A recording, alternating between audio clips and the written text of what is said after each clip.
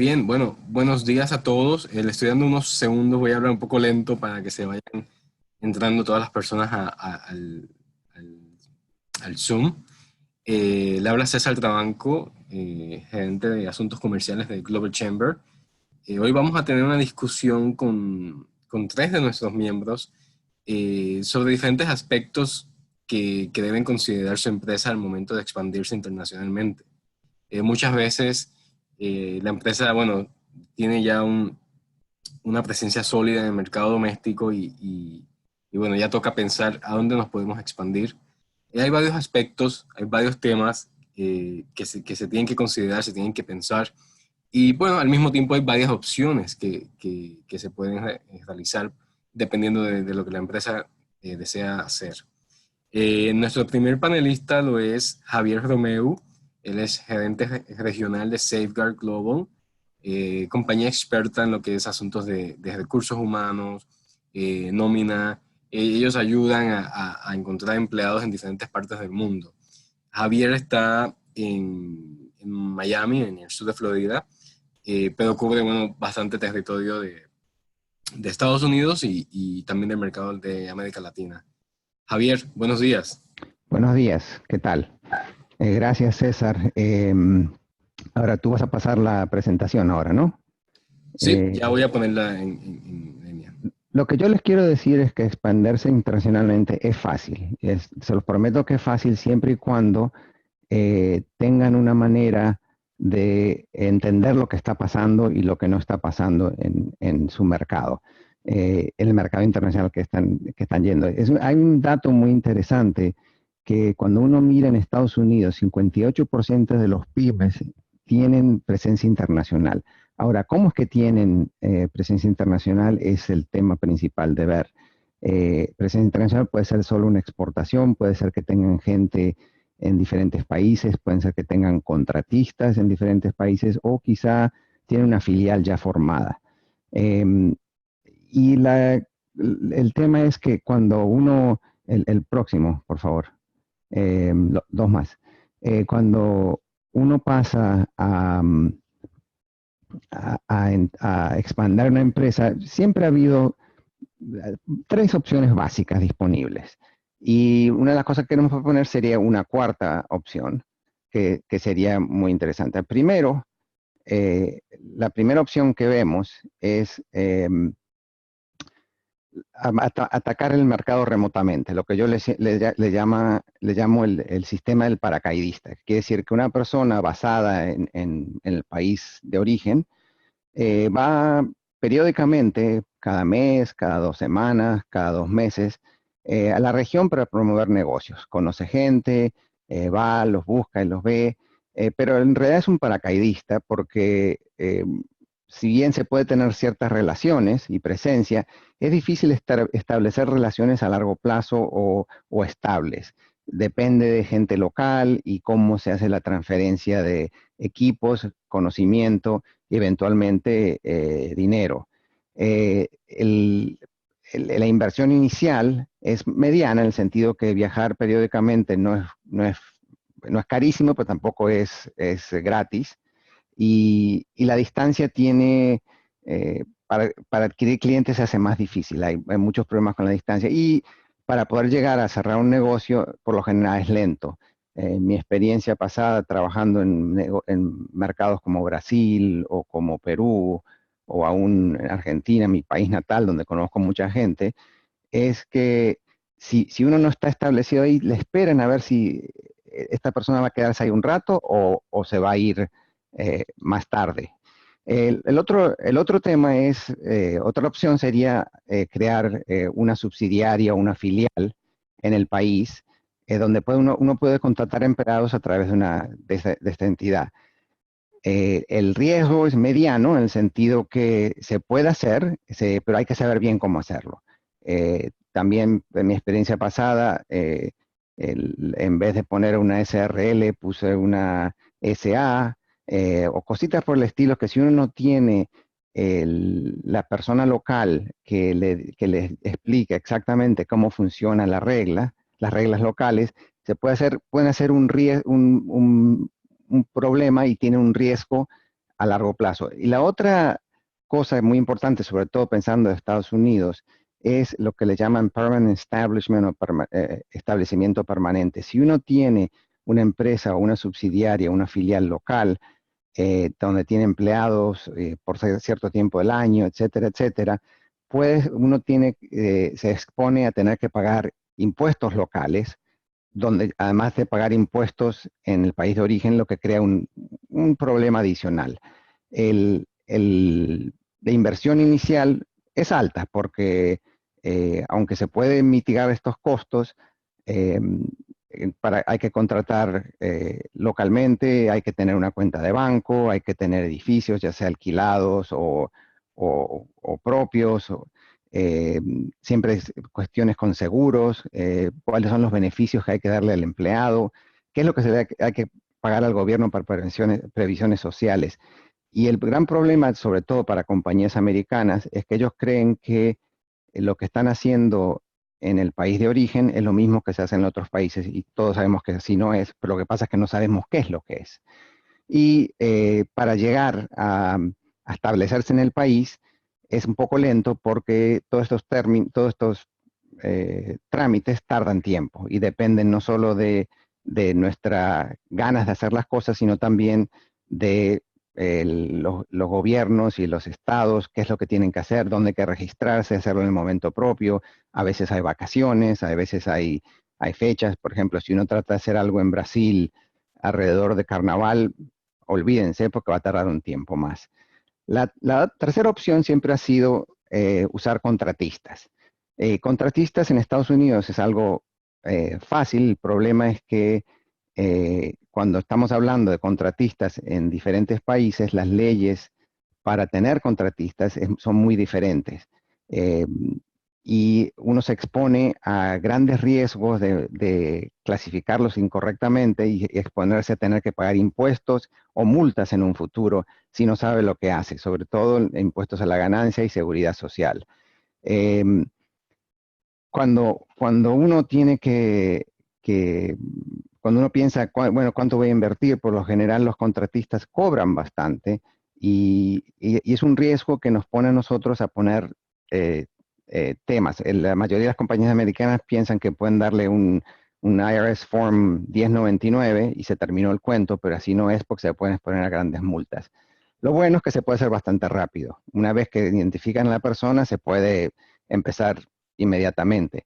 Pero hay ciertas estadísticas que se ha visto que muchos contratistas internacionales, según lo que hemos visto nosotros, hasta 60%, no conforman a las leyes locales.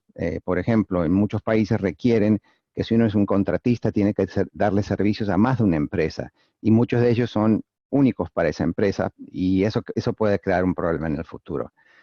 Nosotros en Safeguard estamos ofreciendo una opción que combina muchas de estas cosas, donde puede uno contratar a alguien legalmente en cualquier país de 2 a 4 semanas, dependiendo del tiempo de registración. Lo que este sistema se llama Employer of Record, que es muy parecido a lo que se usa en Estados Unidos en las Professional Employment Organizations o PEO, lo que hace es terciarizar la contratación de trabajadores usando una empresa local. Safeguard tiene este tipo de empresas locales en más de 175 países en el mundo, donde podemos contratar a la gente una vez que la identifican. Dicen, yo quiero contratar a esta persona, pagarle este salario, ¿cuál es mi costo? Y el costo incluye no solo el salario, obviamente, pero también todas las prestaciones sociales, todas las vacaciones, todas las cosas que hay que hacer por ley para poder hacerlo correctamente. Lo bueno de esto es que teniendo una empresa así uno puede empezar bastante rápido. El riesgo para el negocio es bajo en el sentido que uno puede empezar, meterse, si no le funciona, salirse sin ningún riesgo adicional, no tiene que preocuparse, uy, si cierro, ¿cuáles son a qué estoy expuesto todavía a pagar en un futuro? Y el costo es relativamente bajo porque es basado en el costo de los empleados, no hay que formar ningún tipo de subsidiaria o hacer ningún tipo de cosas locales para poder hacerlo en un futuro. Y hemos hecho varios estudios y los costos verdaderamente a corto plazo son muy razonables. El tema viene una vez que uno quiera decidirse cuándo es que tiene sentido establecer su propia empresa, que es lo que siempre pensamos hacer. Pero si uno ve en tres cosas, en tiempo, costos iniciales y costos para los trabajadores, esta opción verdaderamente es muy flexible y económica. Em, Quisiera, dos más, por favor. Quisiera, para introducir a las otras personas en esta charla, hablar un poquito de cuáles son los temas que uno tiene que considerar antes de expandirse. Cuando uno va internacionalmente, la verdad es que no sabemos lo que estamos haciendo. Y lo primero que hay que hacer, y lo digo por propia experiencia, habiendo abierto muchas subsidiarias en muchos países, no sabemos las leyes locales. Cuando uno consulta a los abogados de la empresa o a la gente de recursos humanos, la mayoría piensan que las leyes de Estados Unidos se aplican en otros países, que no es así. También en términos de banca o de bancos, no sabemos exactamente qué es lo que tenemos que hacer, qué es lo que se requiere para abrir una cuenta local en un banco. Tiene que ser ciudadano del país, y si es un extranjero, cuáles requerimientos hay, si hay que registrarse en algún lugar. Y todo eso toma tiempo y para la gente que hace los negocios es bien difícil poder hacer todo eso porque no es lo que les interesa o entienden. Hablé antes de establecimiento permanente, el impuesto a los réditos es algo que hay que verdaderamente evaluar. El entorno legal para contratistas, que es muy diferente. Como digo, el 1099 no existe en los otros países, o uno es un empleado o no lo es.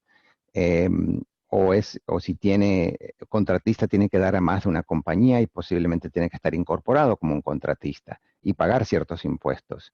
Eh, y también es cómo es que utilice su talento laboral, en el sentido, gana un proyecto, estoy haciendo algo, ¿cómo puedo hacer esto rápido? Porque por lo general cuando gana el proyecto quieren que lo instalen todo mañana o que hagan las cosas mañanas. Y hay muchas complejidades, uno siempre puede decir, bueno, voy a usar un distribuidor. El problema es cómo enfocamos las ventas, el mercadeo, ¿somos nosotros o es el distribuidor local? Los manejos de recursos, por ejemplo, o en países como Costa Rica, que si uno tiene un distribuidor por más de un cierto número de tiempo, ese distribuidor es el distribuidor exclusivo de su marca y eso puede crear problemas a la larga. Y también existen cosas como modelos de franquicias, que es algo que usamos en muchos países, pero eh, tenemos que ver cuál es la conformidad legal en los países donde estamos. Eso es lo que quería presentarles hoy en términos así más bien general, diciendo que hay opciones para poder hacer el negocio, para poder salir adelante y expandirse internacionalmente no es difícil. Es solo que hay que saber qué es lo que hay que hacer. Les agradezco el tiempo y espero que tengan algunas preguntas y quisiera poder expandir un poco más en esto. Pero mis dos colegas van a hablar en términos legales de las cosas que ver, particularmente en cierto país.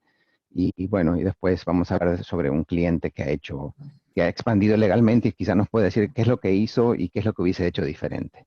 Muchas gracias. Muchas gracias, Javier. Antes de seguir con los próximos panelistas, quiero solamente recordarles a los que están viendo el webinar que pueden ir poniendo sus preguntas, ya puede ser en el chat o en la sesión de Q&A, de preguntas que trae Zoom. Ya cuando concluyamos con los panelistas, pues vamos a estar haciendo las preguntas a ellos.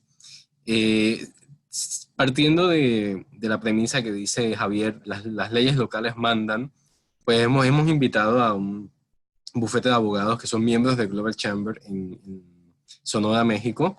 Entonces tenemos hoy a Hugo Valdés y a Benjamín Mendoza de Integra Legal. Hugo va a estar cubriendo el tema de corporaciones y Benjamín el tema ya de aspectos más tributarios. Ellos están enfocando más en cómo sería el proceso en México para darnos una idea, ¿no? de lo que se tiene que contemplar, ya sea, las leyes en todos los países son diferentes, pero bueno, por lo menos una base, ¿no? que ustedes deben de tomar en consideración. Entonces, Hugo, Benjamín, muchas gracias por estar aquí hoy con nosotros. Les dejo el espacio para que presenten. Solamente denme unos 5 segundos para poner su presentación. Gracias. Gracias.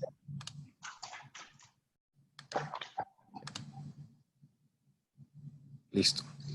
Bueno, ok, ahorita vamos a hablar principalmente de un aspecto general, de cuáles son los pasos o los requisitos de manera general, reitero, porque el tiempo es muy corto. Hugo, se está escuchando un poco bajo y como que... ¿Ya me escuchas mejor? Mucho mejor, gracias. Es que tenía un poco bajo el volumen. No, bueno, buenos días a todos. Lo que vamos a tocar ahorita son los aspectos principales o generales para la constitución de compañías en México. Somos unos abogados todos aquí en México y lo que vamos a mencionar son los aspectos legales y también aspectos fiscales que se deben tomar en cuenta, ¿no? Lo que se tiene que hacer principalmente en la constitución de compañías en México intervienen distintas autoridades, entre ellas bueno, pues interviene la Secretaría de Economía, Secretaría de Hacienda y Crédito Público. También intervienen tanto notarios o corredores públicos y en el caso de los extranjeros interviene también lo que son las autorizaciones de la Secretaría de Economía, ¿verdad? Principalmente se tiene que ver cuál es el tipo de negocio que se va a abrir en México. ¿Por qué? Porque hay ciertas actividades que, bueno, pues que están limitadas o restringidas a los extranjeros. Se requieren en algunos casos autorizaciones por las distintas autoridades. Bueno, pues en aspecto de transporte, en el transporte, también en temas educativos, se requieren ciertas autorizaciones por parte de la Secretaría de Economía, ¿verdad? Se tiene como primer paso que pedir una autorización a la Secretaría, bueno, pues para que se pueda usar un nombre. Después se hacen los estatutos de la empresa de acuerdo a las actividades que va a estar bueno, pues ejecutando en México. Se tiene que ir ante un notario público. Todos los estatutos de una compañía se tienen que firmar ante un notario público o también un corredor público. Son ciertas formalidades que se deben de seguir en México. Después, cuando los accionistas firman los estatutos de la empresa ante un fedatario público, se tiene que inscribir en el Registro Federal de Contribuyentes. Es el número fiscal que te otorga la autoridad para que puedas enterar impuestos, para que puedas pagarlos y para que se lleve un control de los ingresos que haya tenido la compañía en México, ¿verdad? Si en la empresa interviene lo que comenté, personas extranjeras, se tiene que inscribir ante el Registro Nacional de Inversiones Extranjeras. Como lo había mencionado al principio, hay ciertas actividades que están restringidas para los extranjeros, hay otras que se requieren ciertas autorizaciones, ¿verdad? Continuamos. ¿Cuáles son los aspectos que se deben de contemplar en la constitución de una compañía en México? ¿Cuál es el nombre? ¿Cuál es la denominación social? Si va a ser bueno, pues si va a estar conformada por 2, 3 y 5 accionistas. ¿Cuál es el capital mínimo fijo? Si es de capital variable. ¿Cuál es el domicilio de los miembros? Su objeto. ¿Cuánto tiempo va a durar la compañía haciendo sus actividades? Puede ser indefinida. ¿Cuál es también el domicilio? También, ¿cuáles son los administradores de la empresa? Si va a ser un consejo de administración o si va a ser un administrador único. El consejo de administración es un órgano colegiado que tiene la representación de la compañía y es el que ejecuta actos frente a terceros, ¿verdad? Si se van a otorgar poderes, qué tipos de poderes van a tener las personas que van a estar ejecutando actos en representación de la compañía. También el Consejo de Vigilancia o los comisarios. que son las personas que van a aprobar los estados financieros, van a estar validando que se llevó la contabilidad conforme a las normas financieras en México y que todos los números están correctos. Anualmente todas las compañías en México tienen que aprobar sus números, sus cuentas, si hubo utilidad, si hubo una pérdida. Esto permite una transparencia de la administración frente a sus accionistas. Los miembros del Consejo de Administración y los miembros del Consejo de Vigilancia o de los órganos de vigilancia no tienen que ser las mismas personas que son accionistas, pueden ser terceros nombrados. Ya dependerá de la manera en cómo los accionistas que estén organizando, ¿verdad? También tiene que establecerse qué bienes o qué derechos se van a aportar a la empresa. Si se va a aportar flujos, si se va a aportar bienes inmuebles, si se van a aportar activos, si se va a aportar know-how, si se va a aportar, una marca, todos esos activos tienen que cuantificarse, tienen que evaluarse y por la aportación se les va a entregar acciones o partes sociales, ¿verdad? También, como uno de los puntos finales, en caso de que se llegue a cumplir el objeto social de la empresa o ya no existan actividades que se tengan que estar estableciendo o exista un tema, un conflicto entre los accionistas, pues hay que establecer las reglas en cómo se va a liquidar la empresa y cómo se van a distribuir los activos de la compañía. Continuemos. Sigamos. Bueno, las principales empresas es la por excelencia, la principal es la, SA. Luego está la SAPI, la Sociedad Anónima Promotora de Inversión, cuyo los lineamientos principales están en la Ley del Mercado de Valores, que es un tipo de compañía que se creó con el objetivo de levantar capital. Luego está la Sociedad de Responsabilidad Limitada, que tiene cierta similitud con ciertos tipos de compañías en Estados Unidos y es una de las que más se usan aquí en México cuando los inversionistas intentan establecer su compañía subsidiaria en México, ¿no? Y tenemos la Sociedad por Acciones Simplificadas, que es un tipo de empresa reciente que se creó para que una sola persona física pueda constituir su empresa, ¿verdad? Tiene bastantes desventajas y no creo que sea de relevancia para lo que es, este tema, ¿no? Este foro.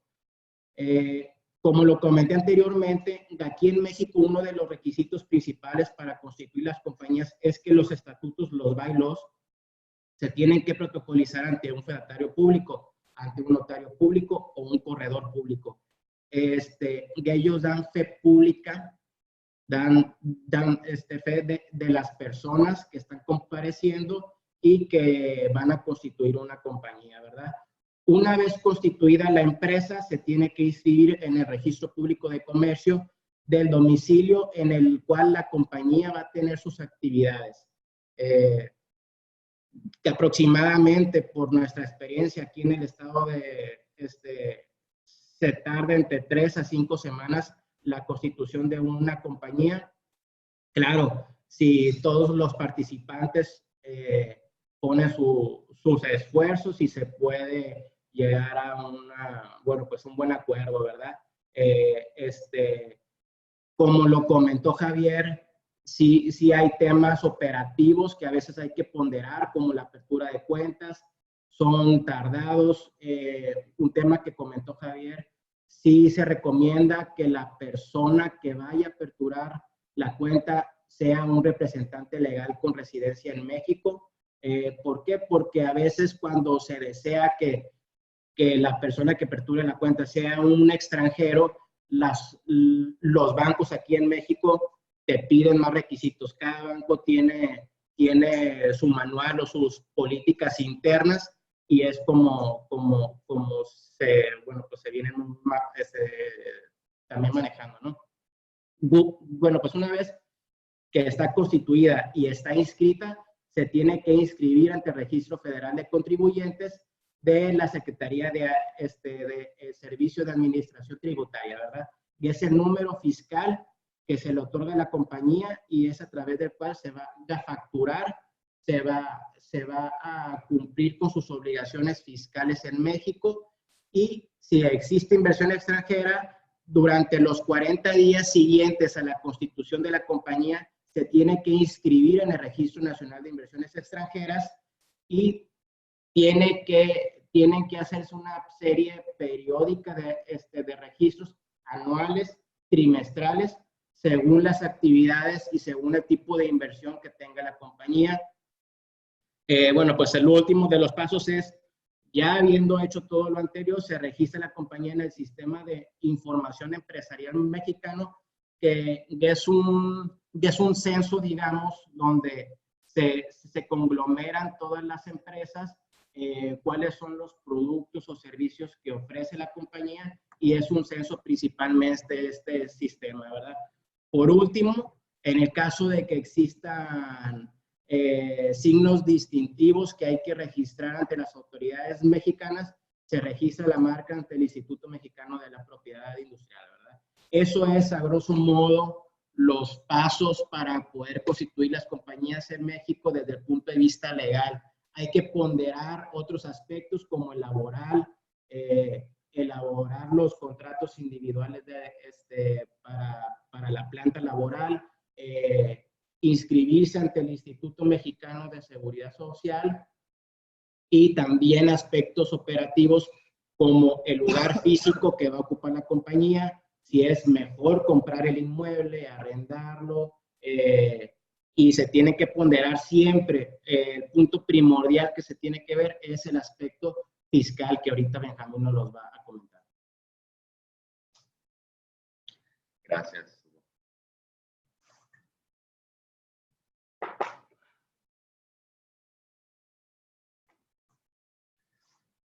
¿Qué tal? Buenos días, un saludo a todos.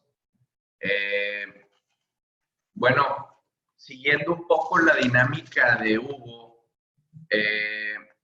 y siendo que somos abogados especialistas en México, conocemos de las leyes y practicamos respecto de leyes mexicanas, es lo que estamos tomando como un punto de referencia, pero es importante aludir a las situaciones y a las reglas en México para tomarlo como lo mencionaba, como un punto de referencia, y estar conscientes de que en cualquier país, al menos en cualquier país desarrollado o en vías de desarrollo, va a tener un sistema tributario con principios similares. Las reglas, las tasas impositivas pueden ser muy diferentes, pero sí es un ejercicio muy bueno que conozcan de un país las generalidades, y podrá haber muchas cosas muy similares a considerar cuando lleven a cabo su inversión en cualquier otro país.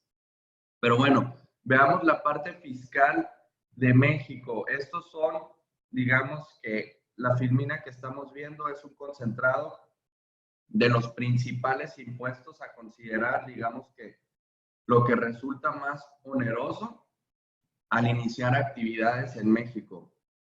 Siempre lo principal, el impuesto más costoso en México es el impuesto sobre la renta. ¿A qué se refiere el impuesto sobre la renta? Como muchos ya lo saben, es aquel que grava las utilidades respecto de las cuales está operando el negocio. Hay utilidades, como todos saben, financieras, pero la base para tributar la regula el impuesto sobre la renta, y sobre eso se grava el 30%. En México es sobre el devengo, no es sobre el flujo de efectivo, entonces esa es una consideración muy importante. El impuesto al valor agregado, que es el Value Added Tax en Estados Unidos, es del 16%, y ese se carga a la mayoría de la venta de productos y de servicios sobre la base del flujo. Sí sigue al flujo en México. Y está el impuesto especial sobre producción y servicios, que ya es un impuesto, como su nombre lo dice, especial respecto de productos, sobre la venta de productos muy específicos, que en su mayoría este impuesto tiene fines extrafiscales. Eso quiere decir que, si bien sí es recaudatorio, pero también tiene otros fines como limitar ciertos consumos, como las bebidas con alto contenido de azúcar, bebidas alcohólicas, tabaco, etcétera. También grava la gasolina y otro tipo de productos específicos. Otros impuestos estatal que se rigen por cada estado conforme a sus reglas y sus tasas. Está el impuesto sobre la adquisición de inmuebles. Varía en cada estado. Se causa, como su nombre lo dice, por concepto de adquisición y puede variar entre el 1 y el 4%. Esto es muy importante ponderarlo.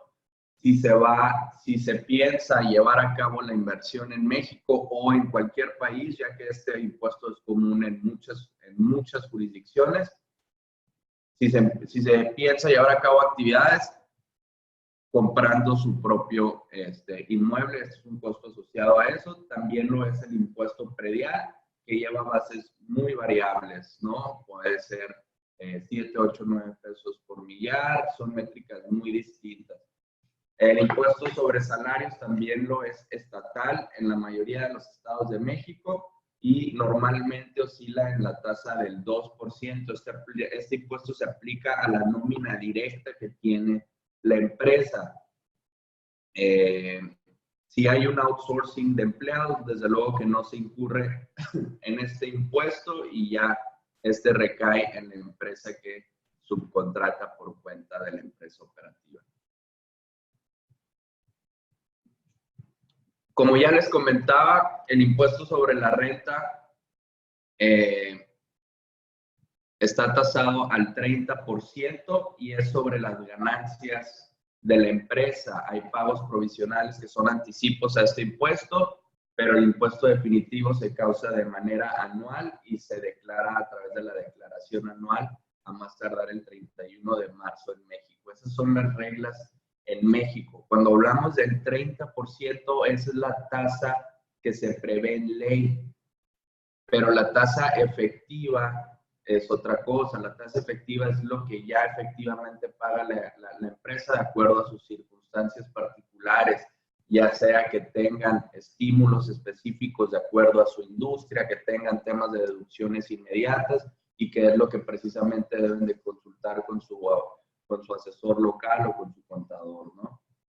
Hay industrias en las que se paga una tasa reducida, como lo es, o sectores como lo es el sector primario en México, que paga conforme al flujo y tiene una tasa reducida.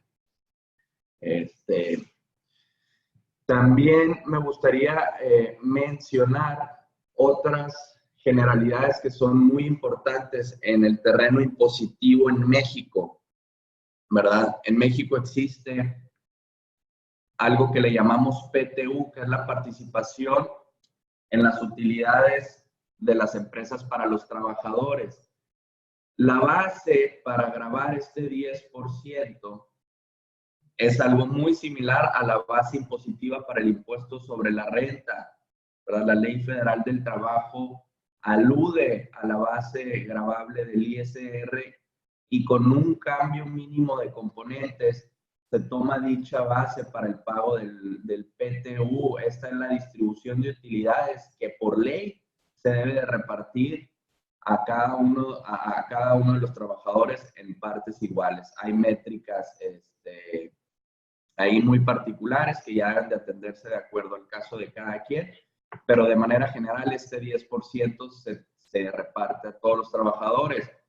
Creo que es también un tema importante a considerar al llevar la inversión a otro país. Y aludiendo un poco ahí a las soluciones que ofrece Javier, muchas veces estas llegan a ser una buena respuesta, una buena solución para controlar temas de PTU al invertir en otros países. En México sería uno de ellos, ¿no? Y otro tema muy importante que me gustaría mencionar en la parte de México y que debe ponderarse al llevarse la inversión a cualquier otro país son las formas. En México es un país altamente regido por las formas.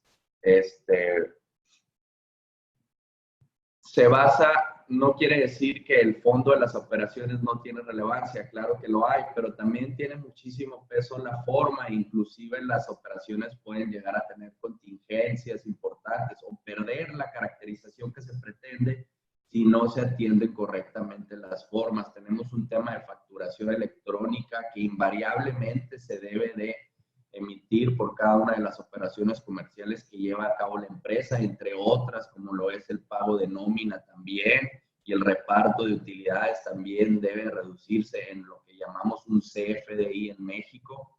En otros países esto es algo más laxo, más sencillo, que se hace a través de invoices un poco más simplificadas. En México está muy regulado, tanto desde el punto de vista pues digamos que de datos, así como desde el punto de vista pues electrónico, ¿no? Y en cuanto a sus características. Los precios de transferencia, este es un principio creo que global de todos los países miembros de la OCDE, en los que se han adherido y han aceptado prácticas muy comunes y que son aceptadas por los diversos miembros. Hay lineamientos muy generalizados, desde luego que cada país en su legislación local tiene sus reglas de precios de transferencia. ¿A qué se refieren los precios de transferencia? Eso quiere decir, de manera muy general, que todas las partes relacionadas, los miembros de un grupo y sus accionistas deben de celebrar las operaciones entre ellos a un valor de mercado. Esto quiere decir como si las estuvieran celebrando con un tercero, ¿verdad? El espíritu, la esencia de esto es evitar que se erosione indebidamente la base fiscal a través de transacciones con precios o con contraprestaciones que no son las de mercado. Y bueno, aquí también, siguiendo con el tema de que en México está altamente regido por las formas, pues también tenemos un tema de contabilidad electrónica. De esto, la verdad es que no tengo un ejemplo de otro país que lo tenga, no lo dudaría, pero es otro tema formal en México muy importante. La contabilidad debe estar siendo emitida mensualmente a la autoridad fiscal. Esto le da a la autoridad mucho más visibilidad de las operaciones de los contribuyentes, mayor facilidad de escrutinio a cada una de las empresas y a personas físicas que tienen una actividad empresarial, ¿verdad? Otro tema muy importante, desde luego, reitero, no nada más en México, es la repatriación de capitales, ¿verdad? Esto, sin duda, en cualquier país va a tener una implicación. ¿Qué sucede en el caso de México? Tú inviertes en México y vas a repatriar capitales vía dividendos o utilidades en cual sea la forma que se le reconozca corporativa y legalmente, se aplica una retención del 10%. Esto no suena muy costoso, pero la realidad es que sí lo es, porque este 10% es adicional a la tasa impositiva del 30% que ya pagó la empresa emisora residente para efectos fiscales en México, ¿verdad? La tasa impositiva, sin ningún escenario atípico, efectiva, puede alcanzar hasta un 42%, ponderando la tasa corporativa, más la tasa que se le aplica a los dividendos o utilidades a residentes en el extranjero. Esto quiere decir los dividendos o utilidades que se le pagan a un residente en el extranjero que es accionista de una empresa emisora en México. Esto es de manera muy general el panorama tributario en México. Hay muchísimas otras consideraciones, nuevamente aludiendo un poco a lo que decía Javier. La presencia gravable en México no se da únicamente a través de la constitución formal de una sociedad mercantil, ¿verdad? Se puede generar una presencia gravable en México a través de un establecimiento permanente, y eso es si una empresa residente en el extranjero lleva a cabo total o parcialmente sus operaciones de negocios en México. si tienen un agente de ventas o si tienen una presencia comercial en la que se ve auxiliado el proceso comercial del extranjero, están en riesgo de un EP, de un establecimiento permanente, y muchas veces los extranjeros, sin saberlo, están con esta contingencia activa, ¿verdad? Entonces, esto pudiera generar una presencia agravable en México, en la que muchas veces vale la pena echarle un ojo, replantear las cosas y constituirse formalmente para estar en un régimen que comparado al EP puede resultar mucho más fácil y más transparente. Perfecto. Muchas gracias, Benjamín, Hugo, por toda la información. Yo voy a estar, al igual que la presentación de Javier, voy a estar compartiéndola con todos los que han participado hoy. Nos vamos a mover a hablar ahora con Armando Llunes Rangel. Él es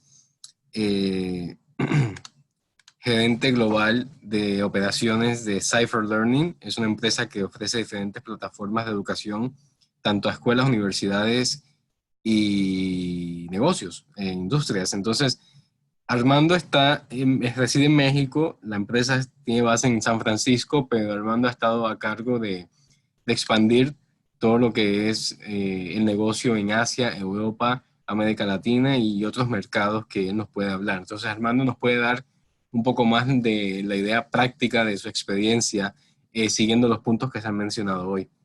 Armando, ¿cómo estás? Buenos días. Muy bien, muchas gracias. Buenos días, ¿me escuchan bien? Te escuchamos bien. Perfecto, perfecto. Pues les voy a platicar un poco de la experiencia y de nuestra experiencia como empresa. Ha sido, desde el punto de vista, como lo ha mencionado Javier, una experiencia no tan compleja, sin embargo, con muchos retos, y estos retos están basados en lo que nos acaban de espantar nuestra área legal, nuestro equipo, nuestros amigos aquí del área legal. Este tipo de situaciones y circunstancias se encuentran en todos los países, son similares, cada una con sus matices, con sus bemoles, sus tasas, diferencias, y bueno, nos hemos ido enfrentando poco a poco a todos estos diversos escenarios en diferentes regiones del mundo. Cypher Learning, la empresa a la que pertenezco, es una empresa que nosotros distribuimos tecnología y el modelo es un modelo lean, un modelo muy agresivo comercialmente y que nos da algunos beneficios porque la tecnología se encuentra basada en diferentes puntos, sin embargo la parte comercial se maneja dentro de los Estados Unidos. Es decir, si alguien hace el pago con una tarjeta de crédito, pues se hace financieramente la operación en los Estados Unidos. Y aquí hay algunas ventajas que nos da. Nuestro equipo más bien va enfocado hacia un área de expansión, de presencia constante y más cercana a nuestros clientes que hoy tenemos en todo el mundo. Si puedes darle scroll down hacia el mapa. Hoy en día nuestra empresa se encuentra ya en 14 diferentes ciudades en el mundo, haciendo presencia regional por diferentes secciones que hemos dividido. Acabamos de abrir una oficina en Los Ángeles, una oficina en Kuala Lumpur y en Yakarta y en Sydney. Son las últimas oficinas que hemos abierto. El escenario que nos hemos enfrentado un poco es, lo primero, definitivamente entender diferentes entornos que nos encontramos en cada uno de los países para poder abrir una oficina. Y una oficina puede estar constituida por un individuo que empieza a hacer la labor comercial y el desarrollo de la empresa en la región, o un equipo que empieza a consolidar una operación comercial, de soporte, de desarrollo en las diferentes regiones. Y hemos explorado prácticamente todos los escenarios de los que nos han platicado, y bueno, esta experiencia ha sido enriquecedora, sin embargo también muy retadora, y por lo cual seguimos explorando las mejores alternativas. ¿Qué entornos han sido importantes tener conscientes? Un entorno cultural. Pese a que las reglas fiscales, legales, llegan a ser un poco similares, las culturas impactan muchísimo este entorno. ¿Por qué? Porque en ocasiones la forma de hacer negocios, y no me estoy enfocando tanto en la parte de constitución de una empresa o una subsidiaria, o una sucursal, sino en la parte de cómo vamos a atacar el mercado, depende mucho de entender la cultura específica a la que estamos atacando. No es lo mismo estar en Australia que estar en las Islas Filipinas o en China. Tengo ahorita una experiencia muy interesante y vamos a abrir una oficina para China y el tema es que todos nos recomendaban, pues ponla en Hong Kong, que es un estado neutro, y pues la realidad de Hong Kong en este momento nos dice que no es el mejor lugar para colocarnos en este momento para interactuar comercialmente con el entorno de China, ¿no? Entonces, entender qué está pasando en el entorno cultural, en el entorno político, el entorno social, financiero, obviamente laboral, entender todas estas partes de la temporalidad regional, nos llevan a empezar a tratar, sobre todo, de ir resolviendo y simplificando algunas de las estrategias de manera muy directa. Y una tiene que ver con el tema laboral y el tema fiscal, específicamente con cada una de estas regiones. Les platico un poco una experiencia muy reciente que tuvimos entre Filipinas y Australia, comparando dos escenarios, uno un país desarrollado y otro un país en desarrollo. El caso de Filipinas, el establecer una subsidiaria puede costar alrededor de una inversión directa sin haber recibido nada a cambio todavía, cerca de $200,000 solo por establecer la subsidiaria, ¿no? En el caso de tener una sucursal, el proceso es todavía muchísimo más largo porque llevan una serie de registros que nos pueden llevar probablemente, la teoría dice 2 meses, la realidad es que pueden ser de 6 meses a 12 meses dentro del entorno de las Islas Filipinas. Cuando nos vamos a un entorno de Australia, nos damos cuenta que es uno de los países más estrictos en cuestión de cómo se debe de tratar al empleado y los beneficios que el empleado debe de tener. Al grado de que tienen, yo creo que uno de los regímenes con más vacaciones en el mundo, vacaciones pagadas, y que eso nos contrasta muy fuerte con respecto a la productividad que se espera y a las formas de poder incentivar esa productividad dentro del entorno, porque el empleado está protegido de una manera compleja, ¿no? No puede dar uno un paso hacia ningún lado, hay seguros, y luego sobre los seguros que incluye este acceso a los empleados, este tipo de seguros tienen implicaciones porque además hay que ponerlos a competir en un mercado laboral australiano para que ellos ganen incentivos del Estado, y para eso nosotros tenemos que invertir. Es un tema complejo, la parte laboral en Australia. Sin embargo, para poder hacer cualquier negocio en Australia debemos de contar con algo que le llaman el ABN, que es como un Tax Identification Number, que para obtenerlo obviamente debes de tener una sucursal o una subsidiaria en el país, y no hay otro camino. No puedes tener a alguien subcontratado si vas a pensar en un empleado de tiempo completo. Entonces, este escenario implica, a diferencia de las Islas Filipinas, una subsidiaria, nos lleva alrededor de 2 semanas constituirla en Australia, y se puede activar de manera muy rápida teniendo la documentación. Es muy fácil abrirla, pero si no se cuenta con estos requisitos, el proceso de contratación dentro de Australia se hace muy complejo, ¿no? Estos 2 escenarios, Filipinas y Australia, lo que nos ponen es un poco este comparativo que nos mencionaba, ¿no? No es complicado si tenemos la alianza adecuada, ¿no? Y de ahí que nosotros estamos explorando un escenario con Javier. ¿Por qué? Porque entender 14 escenarios diferentes para nosotros ha sido un reto muy interesante, y nuestro reto en este momento es podernos extender hasta 30 diferentes regiones en el mundo para finales del 2020. Entonces, ¿qué pasa? Llega un momento donde la gestión empieza a ser muy costosa cuando no tenemos un tercero que nos ayude y nos facilite tener esta aproximación a cada una de las regiones.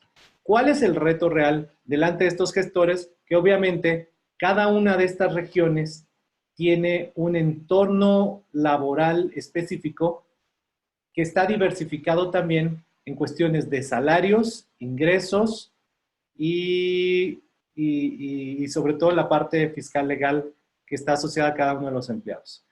Y en este sentido no es lo mismo un ingeniero senior que tengo en la India a un ingeniero senior teniéndolo en los Estados Unidos, y cuánto se le puede pagar a cada uno de ellos. Entonces, esta parte de regionalización y entender también cómo en cada una de las regiones podemos ofrecer un salario adecuado y conveniente de acuerdo a cada una de las tablas específicas o de los tabuladores de cada una de las regiones representa un reto muy interesante, porque no queremos pagar de más en una región, pero tampoco de menos en una región para tener el candidato adecuado a la posición que estamos buscando, ¿no? Entonces, cuando este escenario se convierte en un escenario global, donde tengo el día de hoy 14 regiones diferentes, la parte de gestión se empieza a volver ligeramente compleja.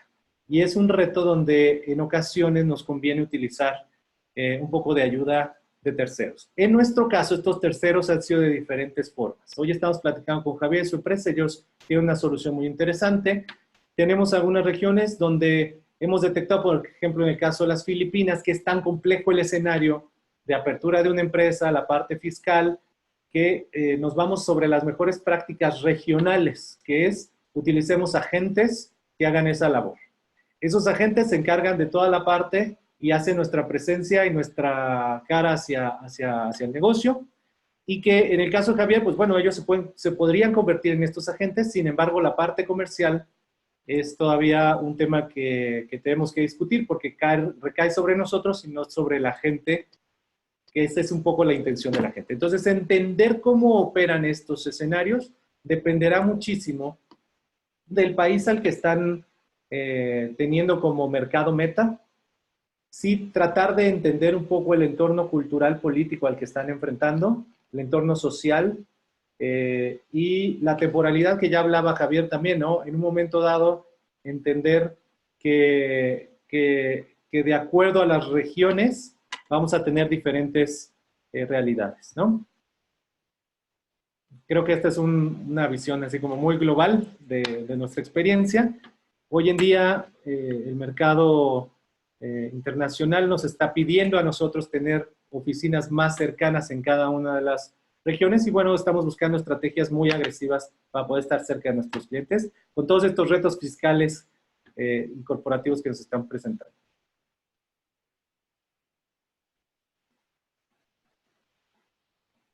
César.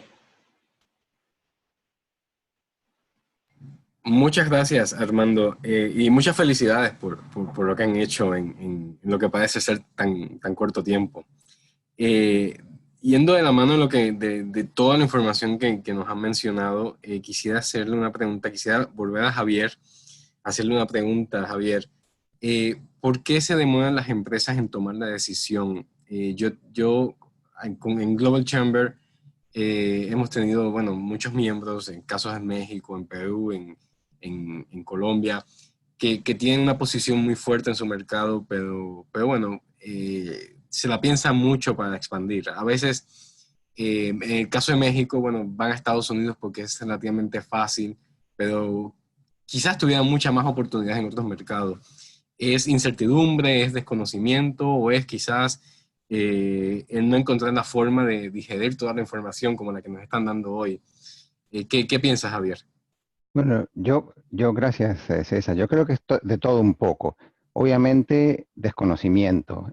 Uno está acostumbrado al mercado local, a lo que hacemos en nuestra casa, y sabemos que es diferente, pero no sabemos cómo es diferente.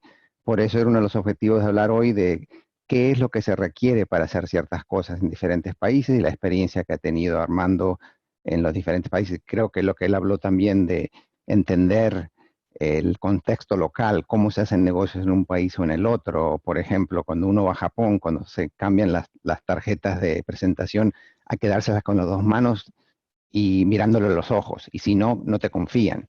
Pequeñas cositas así, pero más que nada es desconocimiento, incertidumbre, y la otra parte es que la gente que está encargada a hacer la expansión internacional, vender las diferentes cosas, su trabajo no es ni entender la parte legal, ni entender la parte de recursos humanos, ni entender cómo conseguir a la gente. Saben cuál perfil quieren, pero no saben ni cómo hacer para buscarlo, sino es hacer el negocio. Y todas estas cosas a veces les parece muy interesante y apasionante al principio, hasta que se zambullen en ello y deciden, no, esto es mucho lío, prefiero crecer domésticamente y me olvido del resto. Que es un error porque el mundo se está haciendo cada día más pequeño, hay más hay muchos más tratados comerciales para eliminar impuestos de importación, exportación, todo ese tipo de cosas que ayuda muchísimo. Y es una pena no poder hacer eso.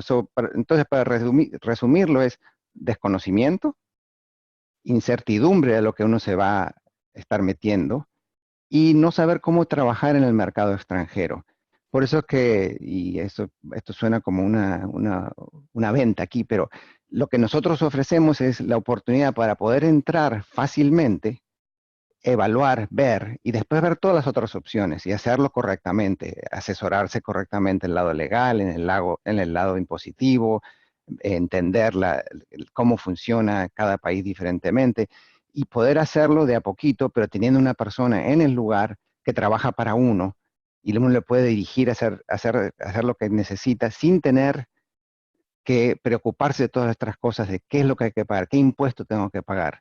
Yo me recuerdo muchas veces cuando abrí la subsidiaria de Motorola en Perú, que me pasaba horas y horas tratando de entender los requerimientos de la SUNAT, que es el IRS de Perú. Y si hubiese tenido esto, ni me preocupaba, ya no era problema mío, era problema de otro. Y yo solo pagaba el impuesto que tenía que pagar, que al fin y al cabo es lo que tuve que hacer. Y, y es importante poder ver y poder pensar un poquito y informarse antes de tomar la decisión, porque lamentablemente por lo general nosotros zambullimos. No sé si eso responde a lo que estabas preguntando. Claro que sí, gracias. ¿Qué le dices, qué le dices tú a una empresa que no ha expandido y que tiene muchas dudas o tiene muchos miedos? ¿Qué le dices para convencer de que exploren la oportunidad? Y quisiera que Armando, si, después de que Javier dé las respuestas, quisiera que Armando también nos ofrezca quizás una recomendación, ¿no? Como persona que se tomó la responsabilidad y dijo, ¿qué se debe hacer?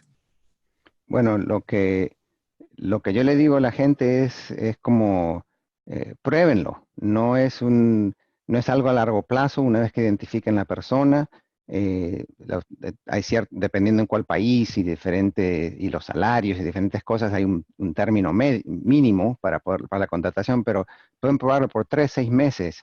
Si les funciona, perfecto, puede seguir o se forman su propia empresa si quieren, pero es flexible. Y si no le funciona, es bien fácil. Se termina, se le paga al empleado lo que tienen que pagarle de acuerdo a la ley o lo que se ha convenido y se terminó la historia. Es muy fácil poder evaluar ese tipo de sistema. Eh, Obviamente hay muchas cosas más allá del negocio, pero por lo menos eso le saca un dolor de cabeza al empleador de no tener que hacer eso. Y creo que es algo que es muy factible, es algo nuevo, porque no es algo que existía hace unos 15 años y creo que es muy creativo y es un servicio adicional que se le puede prestar a las empresas. Y la otra cosa es meter la cabeza como la avestruz debajo en la tierra. Es tonto porque el mercado mundial es internacional y si no, uno se pierde la oportunidad de sacar esos negocios. Yuri. Yo lo que puedo compartirles es la diferencia para nosotros ha sido enorme. Nosotros tenemos un mercado especial de tecnología que en los Estados Unidos se considera saturado. Sí hay mercado, pero bueno, competimos por tomar los clientes que otros tienen, ¿no? Cuando nosotros decidimos que nuestra estrategia desde el día 1 es agresiva y va hacia el mercado internacional, nos convierte en un competidor de mis competidores en los Estados Unidos y me hace crecer aceleradamente. Hoy nos consolida como una empresa muy fuerte a nivel mundial porque les compito muy fuerte. El 80% de mi mercado está fuera de los Estados Unidos. Y esto fue por esa decisión de tomar el riesgo de ir a ese mercado, obviamente tratando de entender estas condiciones, haciéndonos de las alianzas necesarias con los socios adecuados y ha valido 1.000.000 de veces la pena. Vale la pena tomar el riesgo. Hay estrategias y hay medios para tener un acercamiento exitoso a este tipo de movimientos globales. Sí hay que hacer análisis del entorno cultural, político, social, económico, financiero, pero bueno, aquí hay una solución, una propuesta para el tema laboral.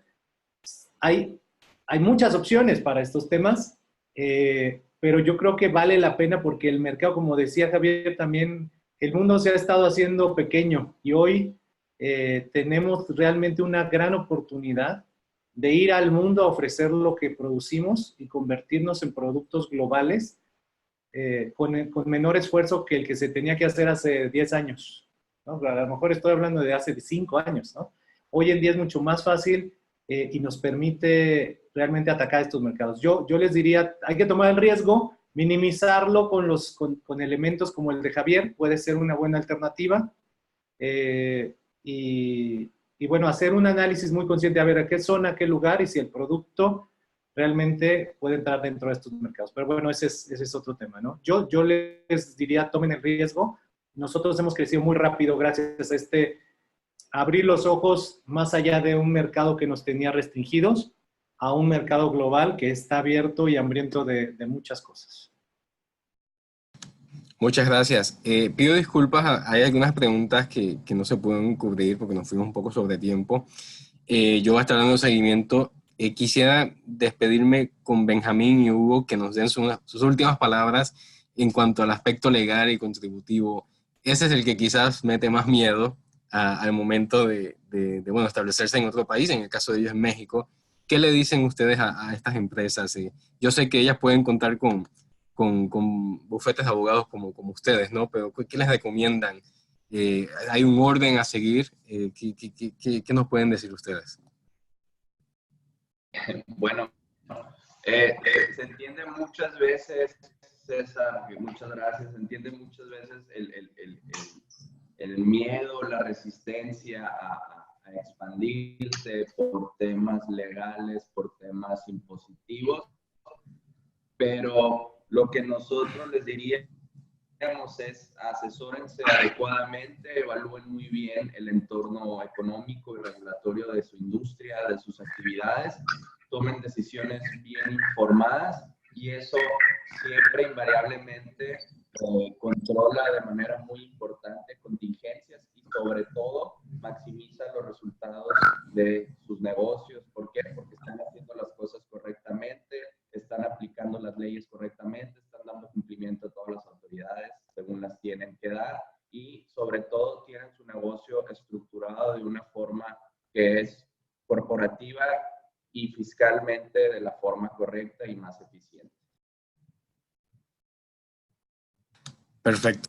Nuevamente voy a estar dando seguimiento, vamos a estar compartiendo toda esta información. Agradezco mucho tanto a Javier, especialmente a Javier, que fue el de la idea de traer este tema en español, a Benjamín, a Hugo y a Armando por toda la información que nos han compartido.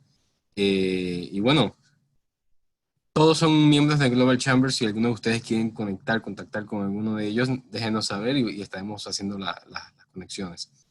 Gracias a todos y que tengan un excelente día. Muchas gracias. Gracias, saludos a todos. Gracias. Gracias. Hasta luego.